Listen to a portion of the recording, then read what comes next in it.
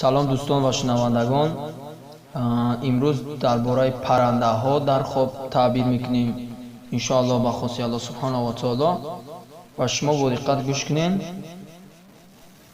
ҳар хоберо ки диден яъни қаст, зеро ҳар як хоби шумо вобаста бар миҷози шумо аст ва хоби шумо агар миҷози шумо хунук бошад, ҳеҷ вақт миҷоз гарм ин хоба намебинад. барои ҳамин хобҳое ки мо баён мекунем ин дуруст аст. با ما نصیب باشد در نوارهای آینده، در سبت‌های آینده مجازهای انسان‌ها را بیان میکنیم انشاءالله.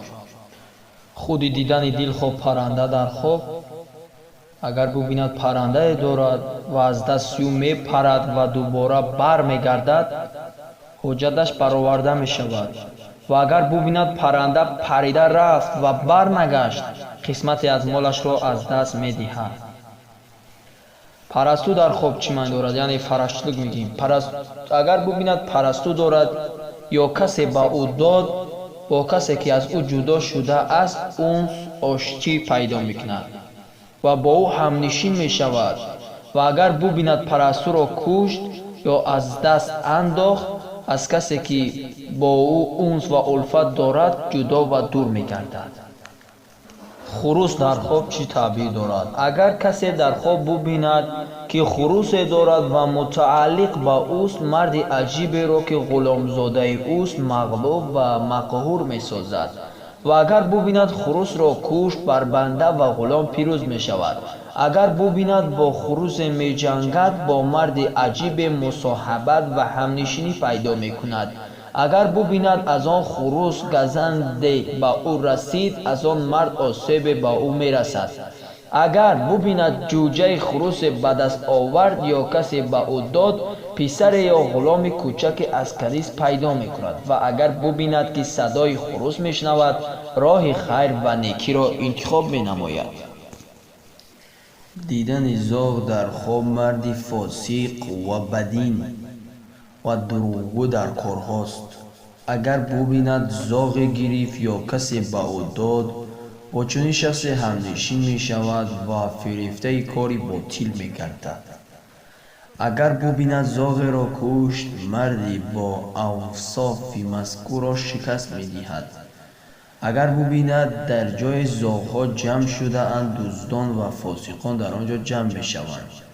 اگر ببیند آشکارا زاغ را گرفت، از جای باطل و نادرست مال و نعمت به دست می آورد.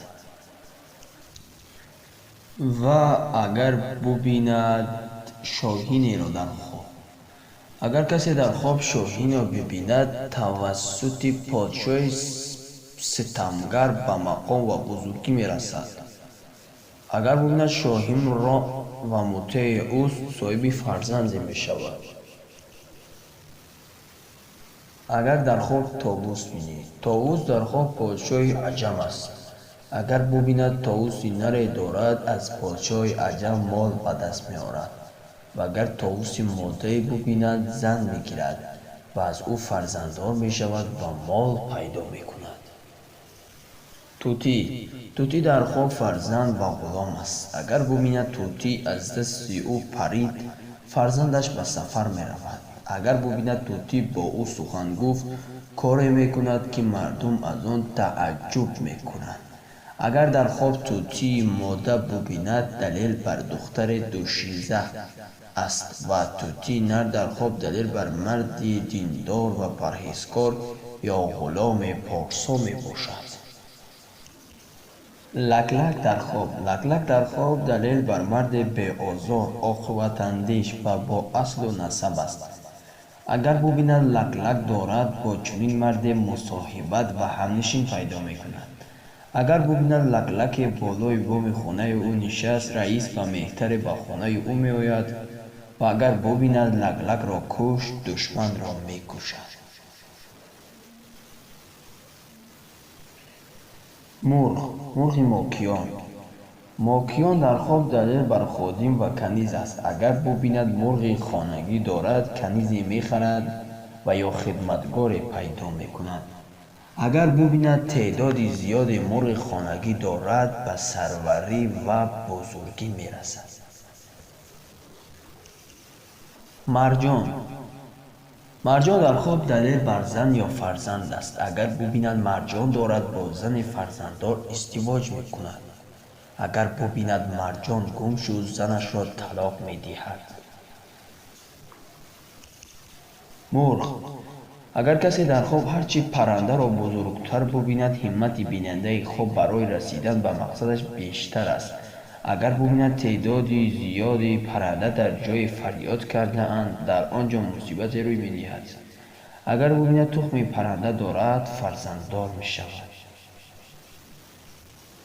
бале бародарони азиз, ин чанде аз паррандаҳо буд ки мо зикрашонро таъбир кардем. ва бародарони азиз, кадоме аз шумо кадом паррандаеро дар хоб мебинад, дар комментария менависад. мо иншоаллоҳ ба он посух мегардонем. ва боқӣ сарбаланду пирӯз бошед.